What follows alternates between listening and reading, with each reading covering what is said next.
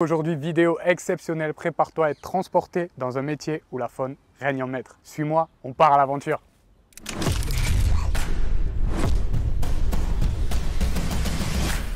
Salut Gabriel. Salut Kevin, bienvenue à la réserve africaine de Sijan. Je te remercie, on va donc aujourd'hui découvrir le métier de soigneur animalier. C'est ça. Dis-moi Gabriel, qu'est-ce qui va se passer? Alors la journée va être vraiment bien chargée. On va aller voir le nourrissage des buffles, nous irons découvrir les suricates, on va aller donner des branches aux girafes et plein d'autres petites surprises. Tu vas devoir te retrousser les manches, il va y avoir un peu de nettoyage à faire. Mais avant de partir découvrir les coulisses de la réserve, un petit cadeau, la tenue de travail. Ok, bah merci, je vais me changer et c'est parti. Salut Rohan, dis-moi alors qu'est-ce qu'on va faire là maintenant? Et bien là on va partir nourrir les buffles, leur donner un peu de grain et du fourrage. Suivez-nous, on attaque. Donc là du coup on grimpe et il faut que le chauffeur roule pas trop vite. Il va rouler au pas, on va s'approcher, il va s'arrêter, il y a le troupeau de buffles qui va arriver et ensuite on va distribuer des petits pas.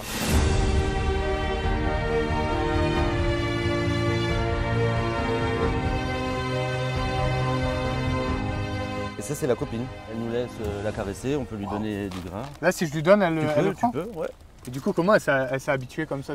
Vous voyez tous les jours, ils sont habitués. Ouais, puis il y a une relation de confiance qui se crée quoi. Je pense qu'ils nous reconnaissent individuellement. Ouais. Donc du coup, en fait, ouais, t'es là pour le confort et le bien-être des animaux, c'est ça? Ouais, voilà. Ça implique forcément le nourrissage. Qui est sympa. Qui est plutôt sympa à faire. Après, il y a des parties un peu moins cool, c'est le nettoyage, mais ça reste... Ça reste agréable. Ton rôle aussi, c'est de gérer les naissances et les reproductions, c'est ça? On doit gérer les groupes, effectivement. On ne peut pas faire n'importe quoi. Il faut qu'on limite un nombre d'individus. Il faut que le mâle dominant, il saillisse des femelles adaptées et non pas de la même famille. Ok, pour pas qu'il y ait consanguinité, c'est ça? Exactement. De temps en temps, mettre des nouveaux mâles dominants pour le brassage génétique. Tu as des races, je veux dire, d'animaux qui sont plus craintifs que d'autres? Ah oui, clairement. On sent vraiment un caractère différent selon les espèces, ça arrive. Okay. Ah, c'est que le début de la journée, je suis déjà sur le cul. Je vais te montrer comment on fait notre distribution. On a ces 4 gros seaux. Ce qu'on peut faire, c'est les mettre sur l'arrière, comme ça. Ok, Julien, si tu veux, tu peux avancer. Ah, et du coup, t'envoies, ça permet que tout le monde en ait un petit peu, quoi. Les mettre. Voilà, on essaie d'éparpiller le plus possible pour pour que tout le monde ait un peu son plat. Et du coup, ce moment-là, ça nous permet aussi d'être proche d'eux, de pouvoir voir s'il y a des petits soucis, s'il y a eu des petites blessures, des petits bobos. Ok. Ouais, visuellement, tu regardes aussi. Parce que toi, tu t'occupes pas de soigner, ça, c'est les vétérinaires. Voilà, avec l'expérience, un regard, on arrive à capter quand il y a un truc qui va pas, quoi. Parce qu'on connaît leurs habitudes, parce qu'on sait que à telle heure ils sont tous vers là. Quand il y en a un qui est un peu isolé du groupe, on se dit lui, il y a un truc qui va pas, il s'est fait un bobo, il s'est planté une branche. Là on appelle la veto, on est là aussi pour présenter nos animaux. Donc même si on favorise leur bien-être, on essaye de trouver un compromis pour qu'ils soient bien et qu'en même temps les gens puissent quand même les observer. Donc ça c'est de la luzerne, c'est le fourrage que les animaux, nos herbivores mangent. On distribue à peu près 1 tonne par jour de fourrage. Wow. À table. Donc là on est vraiment dans une zone privilégiée, c'est une zone uniquement pour les animaux. Ouais, c'est leur maison, c'est leur coin. Ouais, où ils sont sereins, ils sont à l'aise, ils sont pas stressés. Je sais pas les mots, genre c'est exceptionnel quoi. On en a vu des métiers, mais un métier comme ça... Même après 10 ans, je prends toujours autant de plaisir à observer les ouais, animaux. mais c'est... Tu vois par exemple elle là, typiquement elle a un problème de poils. Alors soit c'est la mue qui part, mais j'ai un doute, du coup je pense que dans la journée on essaiera de faire un prélèvement de sel pour analyser les parasites. Tu la pistes un peu, tu attends qu'elle fasse caca et tu récupères avec des gants. Ah ok ouais. Mais comment tu vois la différence entre toutes? Elle a pas un pelage homogène, tu vois. Il y a beaucoup d'animaux à nourrir? Pas loin de 300 animaux. Ta journée de boulot, c'est quoi? Tu commences le matin à quelle heure? Entre 7h30 et 8h. Une personne qui arrive à 7h30, qui finit à 17h, et une autre qui arrive à 8h30 jusqu'à 18h. Les aménagements pour les animaux, c'est toi qui le décides? Soit on peut le faire nous-mêmes et on s'arrange en bricolant, soit c'est des grosses structures, on fait appel à des entreprises extérieures qui viennent nous le faire. Mais pour des petits trucs, ça peut être sympa de le faire vous, quoi. Ouais, carrément. Donc là, Rohan, on passe sur une autre partie de ton métier qui consiste à faire quoi? À observer les animaux. Ok. Comment tu gères en gros les accouchements et les naissances? Ça aussi, ça fait partie de l'observation. De se dire, ok, cette femelle, elle est gestante. Tous les matins, on fait le tour de tout le parc. On compte déjà tous nos animaux. Quand il y a une mise bas, on regarde que tout se passe bien. Selon les espèces, on essaye de capturer le petit pour l'identifier. L'accouchement, tout est naturel. Ok, donc s'il y a des complications, c'est... Sauf quand il y a des complications. Et encore une fois, c'est à nous de le déceler. Mais en temps normal, la plupart du temps, on laisse faire la nature. Pour les gnous, quand il y a des naissances, on ne peut pas intervenir. Le petit, il suit sa mère dès la naissance. Il naît, il se met debout, dans les 15 minutes, il court. Ah ouais. C'est un vaillant quoi. Complètement. Putain. Ça réagit de suite. Ah putain, incroyable. Là, je leur ai dit, les gars, laissez-nous la place, on y va. On est 3, ils sont 40 et ils nous ont laissé partir. Ouais, mais même quand tu es tout seul, c'est la relation. Je veux pas vous emmerder, mais là, j'ai besoin de passer, donc... Putain, c'est incroyable ce moment. Je pensais pas qu'il y avait une discussion, une communication. Il n'y a pas vraiment une discussion avec des mots, mais une communication avec l'animal comme ça, c'est incroyable. De développer ça avec des animaux, c'est ouf. Juan, je te remercie pour ce partage et ce moment vraiment très sympa avec toi. Nous, on va continuer notre journée. À très vite. À très vite. Ciao. Ciao. Le soigneur va arriver. Comme vous voyez, ils sont impatients de le retrouver. Il arrive, il arrive. Donc là, du coup, Stéphane, on est où? Eh ben, on est à l'enclos des suricates. Alors, ils sont au nombre de 22 et là, j'allais faire le nourrissage du midi. Ok, d'accord. Ils ont 3 nourrissages par jour. Ils ont eu leur poussin le matin. Et là, on a un petit mix de poivrons, chou-fleur avec un petit complément alimentaire spécial carnivore. Un bon petit repas, quoi. Voilà, un bon petit repas qu'ils attendent avec impatience. Ouais, on voit ça, on voit ça. On dirait des petits chiens qui aboient, c'est incroyable. Voilà, on en donne assez parce que du coup, il y a une sorte de hiérarchie. Il y a un dominant et une dominante. Okay. Il faut absolument qu'ils mangent en premier et après, les autres, ils peuvent manger. Ils ont une quarantaine, je pense, de cris. Qui ont tous une signification. Par exemple, il y a un cri pour avertir d'un danger aérien, un autre cri pour un danger de sous terre, un serpent ou un danger quelconque du climat.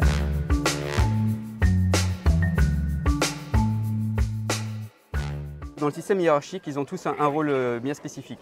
La dominante, elle est là que pour du coup, mettre bas et allaiter. Yes. Mais c'est pas elle qui s'occupera des enfants, ça sera les nourrices. Et vous avez aussi les sentinelles. On est toujours censé pouvoir voir un suricate droit sur ses pattes, à regarder en l'air, à droite, à gauche. Eh bien Kevin, je t'invite à mettre les gants et à m'aider à nourrir ce petit groupe. Si on utilise les gants, c'est parce que dès qu'il y a un contact nourriture avec les animaux, on évite de transmettre d'autres maladies. Par exemple, moi, j'étais pas que sur les suricates ce matin. Je me suis occupé des porcs épics, des coudous. Et donc j'ai travaillé, forcément, j'ai fait des box.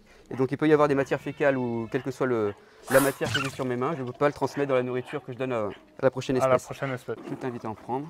Ils viennent après, ils se servent. Oh oui, ils vont trouver partout, oui. Ne vous en faites pas. Du coup, comment tu fais pour compter les suricates? Alors pour les compter, comme tu vois, c'est assez compliqué parce qu'ils sont très speed, ils courent partout. Ouais, il n'y a qu'au moment du nourrissage qu'on peut vraiment les compter. Okay. Donc le matin, ils ont le droit tous à un poussin chacun. Donc je sais que j'ai 22 poussins dans le seau.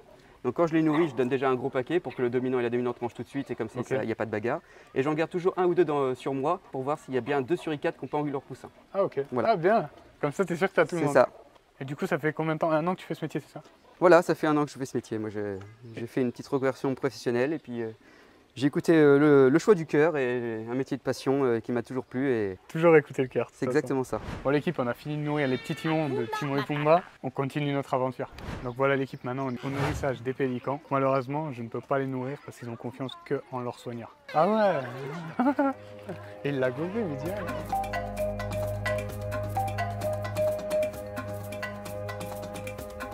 Donc du coup Rémi, là on a admiré le nourrissage des pélicans et des flamarros, donc j'ai pas pu le faire avec toi. Il y a un moindre changement, c'est compliqué pour eux et il y a possibilité de perdre leur confiance et à partir de là ça peut durer 1 jour, 2 jours, 3 jours pour récupérer leur confiance. C'est-à-dire qu'ils viennent manger très proche de nous, de les avoir vraiment à la main, que si un jour il y a un souci on puisse les attraper. Il y a une approche où toi tu peux après t'approcher plus facilement pour le soigner. Exactement, il y a une logique dans ça et en plus de ça, je ne sais pas si vous avez vu, certains n'ont pas de bague sur les pattes. Si on est proche d'eux, on peut l'attraper et remettre une bague d'identification. Et au moins ça permet de réidentifier tout le groupe. Ok, d'accord. Qu'est-ce qui te passionne le plus dans ce métier? C'est les oiseaux depuis toujours. Et j'ai eu la chance de me spécialiser sur les oiseaux, ça a été accepté, maintenant je ne fais plus que ça. Quels sont les avantages et les inconvénients du métier de soigneur animalier? Pour moi, on va dire c'est d'être dehors 365 jours par an. C'est que la liberté. Pour moi, c'est un avantage qui peut être un inconvénient pour d'autres, clairement. Et c'est quoi les qualités primordiales d'un soigneur animalier? Soigner un oiseau, je pense que c'est l'œil, avoir un œil particulier, de savoir voir quelque chose qui va être invisible pour la plupart des gens. Connaître ces oiseaux, si on connaît ces oiseaux, on va arriver à voir le moindre changement de comportement, être très observateur et au moins on va pouvoir peut-être anticiper des périodes de reproduction ou un problème, comme je vous dis, un problème quelconque. Si on l'anticipe, on va le régler plus rapidement. Du coup Rémi, quels sont les débouchés en tant que soigneur animalier? Il y a peu de possibilités d'évoluer. On peut quand même un petit peu évoluer au sein de l'entreprise, en montant les échelons un petit peu, en passant chef animalier, mais voilà, on n'ira jamais beaucoup plus haut. En restant dans la même structure, c'est quand même assez compliqué de monter beaucoup plus haut. Le salaire de base d'un soigneur animalier? Salaire de base, on va partir au SMIC, ça va un petit peu évoluer, suivant les entreprises aussi.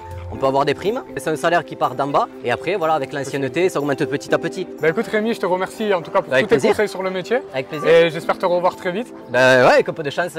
Salut. À bientôt. Et dis-moi Kevin, je vais mettre en place les branches pour les girafes côté étang, ça dit de venir avec moi? Avec plaisir, suivez-nous, on y va. Là on enlève le cric.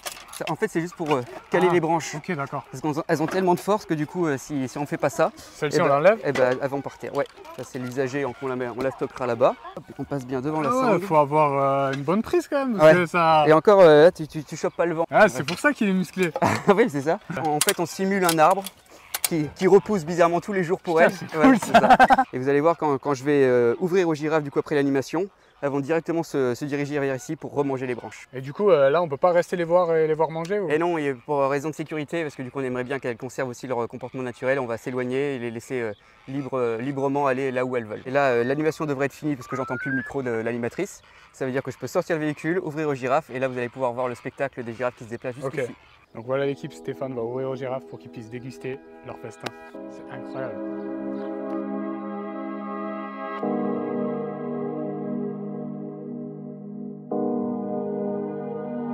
Après le réconfort, l'effort, là on est à l'enclos des Coudous. Okay. Après avoir nourri les animaux et bien les avoir observés, du coup on va devoir passer maintenant au nettoyage. Donc là on va se faire un box. Okay. J'espère que t'es motivé. On va à fond. Pelle et ratisse et puis c'est parti. Allez, c'est parti, let's go, on y va. Et on y va au nettoyage. Alors du coup quelques consignes de sécurité dans l'enclos des Coudous. Okay. C'est des animaux qui sont quand même très stressés naturellement. C'est des proies. Okay. Et ils vont être très curieux quand même de savoir ce qu'on va faire à leur box, parce qu'à chaque fois qu'on le nettoie, c'est toujours la redécouverte de voir un box propre pour eux. Bah tu m'étonnes, moi je serais content aussi. C'est possible du coup qu'ils se rapprochent de nous pour voir ce qu'on fait. Okay. Si c'est le cas, du coup on garde toujours un œil sur eux, on leur tourne pas le dos, on ne sait jamais et il ne faudrait pas qu'ils soient surpris et du coup nous surprendre nous. Donc du coup là tout doit disparaître, il faut que ce soit propre. Le but c'est que tout soit bien lisse, bien propre, bien sec, le temps que ça sèche, ça nous laissera le temps de récupérer du copeau. Ouais, il y a une bonne odeur, ouais. Ça sent le caca, quoi. Ça sent le caca, mais c'est du beau caca, donc c'est ça qui est rassurant pour un soigneur. Ah, tu regardes aussi toujours, ouais, comme ça, ça nous permet de voir aussi s'il y a eu des diarrhées. Donc là, on voit que c'est des belles crottes, c'est un box qui pue, mais c'est une odeur complètement normale, donc tout va bien. Ouais, tu fais attention aussi à ça, quoi. Donc pelle et on gratte, quoi. C'est ça. Donc la grosse partie de soigneur, c'est nettoyer aussi, quoi. C'est ça. Ça pique le nez un peu. C'est un métier où ceux qui sont asthmatiques ou allergiques au pollen ou à la poussière, c'est mort, quoi. C'est mort. On réétale un petit peu. Le but, c'est d'éviter les allers-retours pour rien. Tout ce qu'il y a dedans peut rentrer là-dedans. Ok. Bon, l'avantage du soigneur animalier, c'est que tu n'as pas besoin d'aller à la salle de muscu, tu travailles les bras. Quelles sont les formations pour apprendre ce métier? Il y a des écoles de soigneurs animaliers. Okay. Aujourd'hui, en comptant toutes celles mêmes qui sont sur Internet, on en a 17 en tout. Moi, j'ai fait Sian. Ils m'ont formé sur la téléinjection, la manipulation au lasso. Genre comme Lucky Luke, là. C'est stylé. Pendant une journée entière, on était dans un ranch et on s'est dit... Ah ouais, je Et du coup, tu as 1 an de formation? C'est ça, ça dure 1 an de formation, donc 6 mois théoriques et 6 mois pratiques. Donc, tous les autres écoles le font aussi. Pour devenir soigneur, forcément, il faut faire des stages pratiques. Okay. Il faut partir dans les parcs, il faut savoir manier une ratisse. Donc tout ça, on l'apprend sur le terrain, ça ne s'apprend pas dans les livres. Voilà l'équipe, journée extraordinaire aux côtés des professionnels de la réserve de Sigean. Je te remercie Gabriel, toi et ton équipe de nous avoir fait découvrir votre passion. Eh bien, merci à toi et à toute l'équipe de DLP-TV de vous être déplacés jusqu'à la réserve africaine de Sigean. J'espère que la journée a été agréable. D'ailleurs, on a découvert pas mal d'animaux. Ouais, et comme tu as pu le voir, ils vivent dans un écrin de verdure de 350 hectares avec des comportements naturels, c'est ce que l'on souhaite. J'espère que vous aussi ça vous a plu. Et encore, merci pour les t-shirts. Y a pas de quoi. Et à très vite pour de nouvelles aventures. Merci d'avoir suivi cette incroyable journée. N'hésite pas à t'abonner pour ne rien manquer de nos prochaines vidéos. Allez, salut!